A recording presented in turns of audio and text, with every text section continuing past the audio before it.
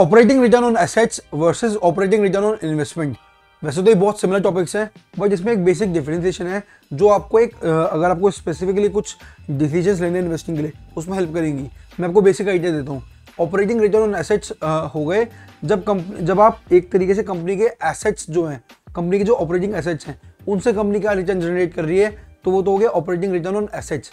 दूसरी तरफ operating return on investment OROI measure करती है कंपनी कितना, जो भी ऑपरेटिंग या नॉन ऑपरेटिंग इन्वेस्टमेंट्स हैं उन दोनों से कंपनी कितना रिटर्न जनरेट कर रही है, that is operating return on investments. Now जो OROA होता है और जो OROI होता है, दोनों एक कंपनी की financial performance, financial health evaluate करने के लिए बहुत अच्छे मेट्रिक्स हो गए, बट क्योंकि अलग अलग पर्सपेक्टिव्स देते हैं।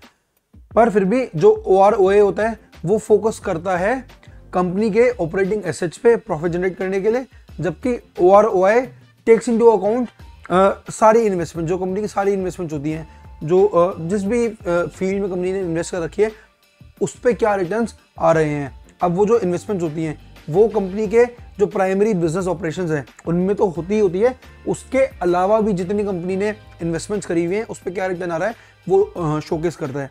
तो अगर आपको एक स्पेसिफिक व्यू चाहिए तो आप ऑपरेटिंग रिटर्न ऑन एसेट्स को एनालाइज कर सकते हैं। अगर आपको एक ब्रॉडर व्यू चाहिए तो आप ऑपरेटिंग रिटर्न ऑन इन्वेस्टमेंट को एनालाइज कर सकते हैं।